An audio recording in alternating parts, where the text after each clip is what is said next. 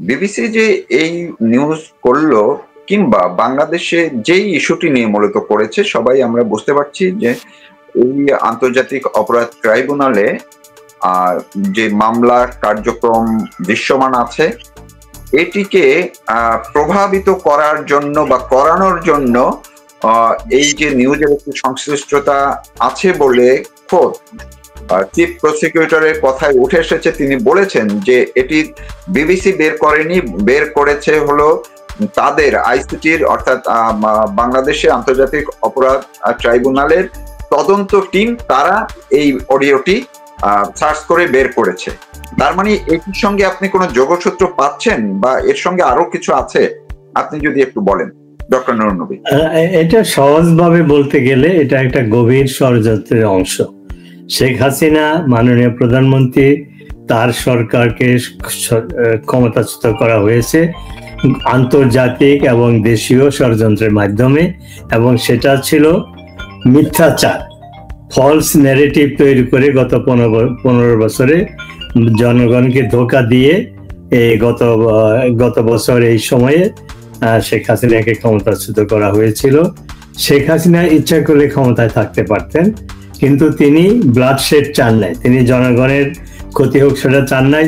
তিনি ইচ্ছা করলেই এক ডাকে তার কোটি কোটি লোক ঢাকায় আসতে পারত, সেটা করে তিনি এটা প্রতিহত করতে পারতেন, কিন্তু সেটা করেন নাই, তাহলে জানমালের ক্ষতি হতো।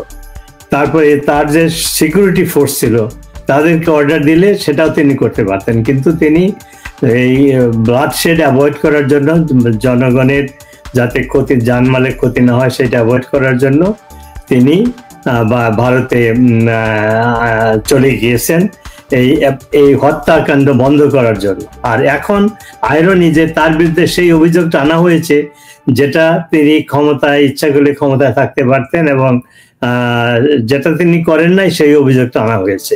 আমরা যদি এই শেখ হাসিনার যেভাবে সরানো হয়েছিল সেটা একটা গভীর ষড়যন্ত্র, আমরা মোটামুটি এখন সবাই জানি, প্রতারণা এবং গভীর ষড়যন্ত্র। সেখানে America, United Nations, European countries, Pakistan, এখন শুনতে পাচ্ছি টার্কি এবং কাতার, এদের সবার অর্থায়নে এবং বাংলাদেশে যে মুক্তিযুদ্ধ বিরোধী যে শক্তি, সেই কি বলে জামাতে ইসলাম এবং তাদের যে স্টুডেন্ট উইং শিবির, এরা সবাই মিলে এই ষড়যন্ত্রের অংশ হিসাবে, এবং এর মূল ব্যক্তি ছিল ডক্টর ইউনূস, যাকে এই ষড়যন্ত্রকারীরা ক্ষমতায় বসিয়েছে। ক্ষমতায় বসানোর পরে তার প্রধান কাজ হয়েছিল শেখ হাসিনাকে খতম করা। আমরা শুনতে পাচ্ছি যে ওই অরিজিনাল ষড়যন্ত্রের মধ্যে লক্ষ্য ছিল শেখ হাসিনাকে হত্যা করা, সেই সুযোগ তারা পায় নাই।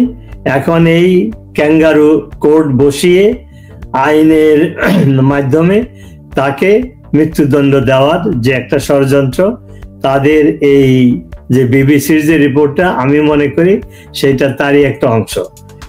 আপনি যে ঘটনাটা উল্লেখ করলেন যে আইসিটির যে একজন লয়ার বলেছে যে বিবিসি বের হওয়ার আগেই তারা এটা ইনভেস্টিগেট করে এই তথ্য বের করেছে, এটার কারণটা অতি সহজ। সেটা হলো, ব্যারিস্টার সাহেব জানেন, আমরা অনেকে জানি যে কোনো এভিডেন্স কোর্টে প্রডিউস করতে হলে সেটা এইভাবে পাবলিকলি ডিসক্লোজ করা যায় না। আগে সংশ্লিষ্ট যে লয়ার, কোর্টের যে কর্মকর্তা, তাদেরকে এটাকে সাবমিট করতে হয়, আর যখন এটা পাবলিক হয়ে যায়, পাবলিক কোনো এভিডেন্স কোর্টে করা যায় না। ওইটাকে অ্যাভয়েড করার জন্য তারা এখন বলে বেড়াচ্ছে যে এটা আমরা ইনভেস্টিগেট করে বের করেছি, বিবিসি এটা পেয়েছে। আসলে বিবিসির এইটাই, তারা দুই পক্ষই তারা সহযোগিতা করে ষড়যন্ত্রের মাধ্যমে এই একটা জিনিস দাঁড়ানোর চেষ্টা করছে। আমি নিজে এই রিপোর্টটা শুনেছি আমেরিকান এক রেডিওতে। সেখানে প্রথম দিকে তো ব্যারিস্টার সাহেব উনি উল্লেখ করবেন, শেষের দিকে একজন বাংলাদেশি অধ্যাপক, যিনি লন্ডন স্কুল অফ ইকোনমিক্স বা কোনো একটা ইনস্টিটিউশনে চাকরি করে, তিনি ঢাকা থেকে একটা ওই রিপোর্টে অংশগ্রহণ করেছেন। তিনি সেখানে বলেছেন যে পুলিশ 17 না 18 তারিখে আবু সাইদকে গুলি করে হত্যা করে। এটার চেয়ে মিথ্যাচার আর কিছু হতে পারে না। There is a video evidence যে পুলিশ রাবার বুলেট দিয়ে সেই প্রতিবাদ সেই বিক্ষোভকারীকে আক্রমণ করে। রাবার বুলেটে কোনো মানুষ মারা যায় না। তারপরে তার 6 ঘন্টা পরে তার বন্ধুরা তাকে নিয়ে যায়, 6 ঘন্টা পরে তাকে হসপিটালে যখন নেওয়া হয় তখন সে মারা যায়। এই ঘটনাটা নিয়ে অনেক আলোচনা হয়েছে। ওই তথাকথিত অধ্যাপক যে লন্ডনে থাকেন, তার নামটা আমি ভুলে গেছি, সে বলছে যে পুলিশ এমন ভাবে ঘটনাটা, উনি ডিসক্রিপশন দিয়েছে, পুলিশ মেশিন গান দিয়ে গুলি করে তাকে হত্যা করেছে। তো এখান থেকে প্রমাণ হয় যে বিবিসির যে রিপোর্টটা, একজন সাধারণ দর্শক হিসাবে, সাধারণ শ্রোতা হিসাবে আমার কাছে মনে হয়েছে এটা একটা ফেক, মেড আপ, অথবা অন্য কথায় বলা যেতে পারে ফরমাইশি রিপোর্ট। এটা কোনো গবেষণামূলক তদন্তমূলক রিপোর্ট না। ব্যারিস্টার সাহেব উল্লেখ করেছেন, আমরা সবাই জানি যে বাংলাদেশে এই আন্দোলনের সময় বা এই সন্ত্রাসের সময় 3200 পুলিশকে হত্যা করা হয়েছে। তাদের ডেড বডি ব্রিজের সাথে ঝুলানো হয়েছে। এই রিপোর্টে যে ঘটনাটা বলা হয়েছে যাত্রাবাড়ির, সেখানে এই অনেকগুলা প্রায় 50-60 জন পুলিশকে হত্যা করা হয়েছে, তাদের লাশ ঝুলানো হয়েছে। এই রিপোর্টে সেটার উল্লেখ নাই। এটা যদি সত্যিকারেই একটা তদন্তমূলক একটা রিপোর্ট হতো তাহলে সবকিছুই আসতো। তারপরে ওই অধ্যাপক শেষে মন্তব্য করেছে, তাকে জিজ্ঞেস করা হয়েছিল বাংলাদেশের অবস্থা কি এখন, বলে খুবই ভালো, দেশ সামনের দিকে এগিয়ে চলছে। এটাও আরেকটা মিথ্যাচার। আমরা জানি 15ই আগস্টের পরে, 5ই আগস্টের পরে বাংলাদেশের ওই সময় যে অবস্থা ছিল, এখন এই গত 11 মাসে ডক্টর ইউনূসের শাসন আমলে প্রত্যেকটা ইন্ডেক্সে বাংলাদেশের অধঃপতন হয়েছে। করাপশন বেড়েছে, হিউম্যান রাইটস ভায়োলেট হয়েছে, রেপ এর সংখ্যা বেড়েছে, মহিলারা তারা নিজের ঘরেও সেফ না, নিরাপদ নয়।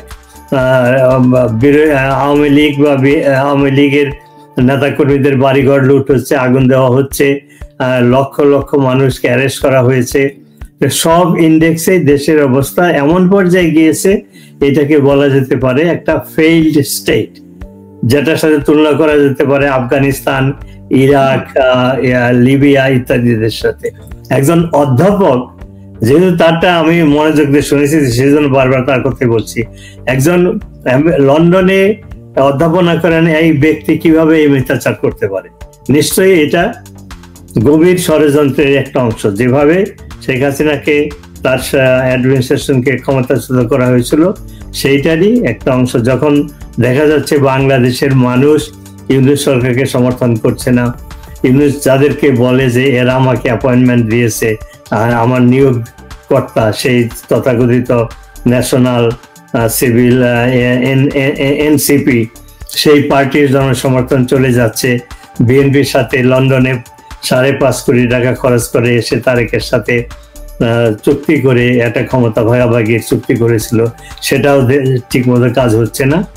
এখন তারা, ইউনূস সরকার এই মিথ্যাচারে আশ্রয় নিয়েছে, তার প্রচুর টাকা পয়সা রয়েছে। তাছাড়া এখন আগে তার যে গ্রামীণ ব্যাংকের যে গ্রামীণ ফাউন্ডেশন, এটা একটা পিআর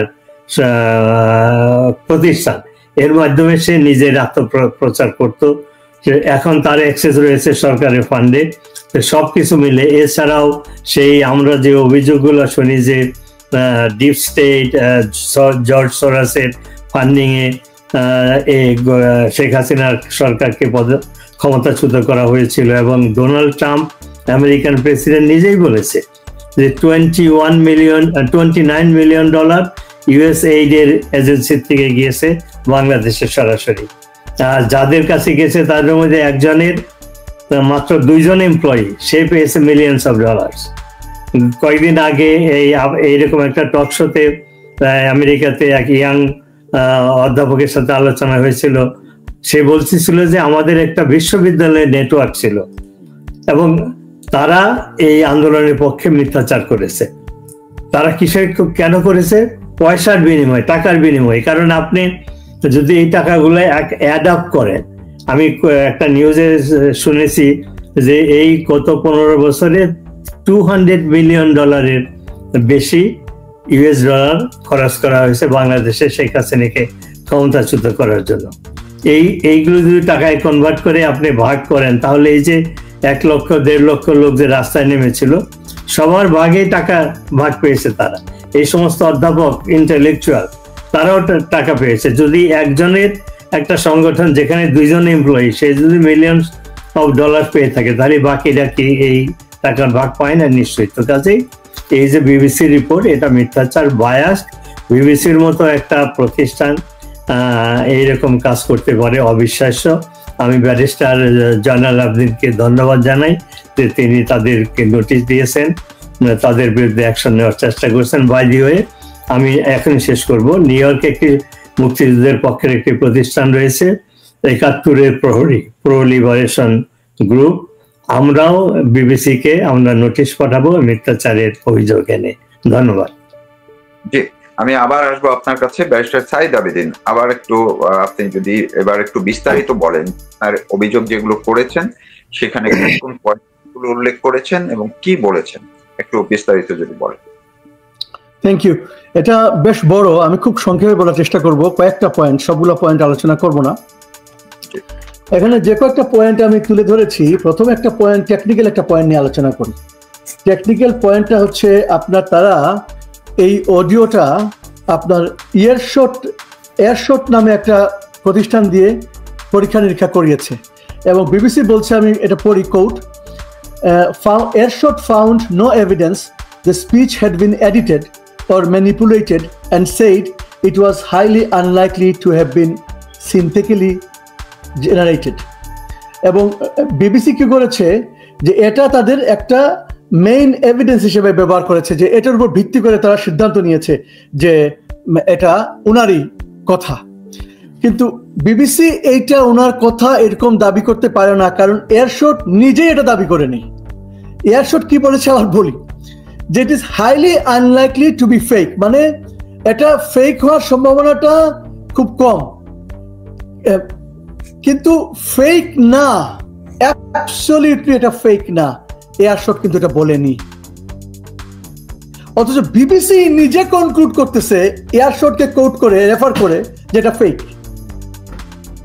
তো এই কথাটা কখন বলা হয়েছিল, উনি আদৌ বলেছিলেন কিনা, এটা ফেক কিনা, এইটাই তারা প্রপারলি প্রেজেন্ট করেনি। এমনভাবে প্রেজেন্ট করেছে যারা পড়বেন অথবা শুনবেন তাদের মনে হতেই পারে যে এটা আসলে ফেক না। এটা প্রথমে তুলে ধরলাম এই কারণে যে তাদের নিজেদের কনক্লুশন, নিজেদের লোকরা যে এভিডেন্সের রিপোর্ট দিয়েছে, ওইটাকে তারা মিসরিপ্রেজেন্টেশন করেছে।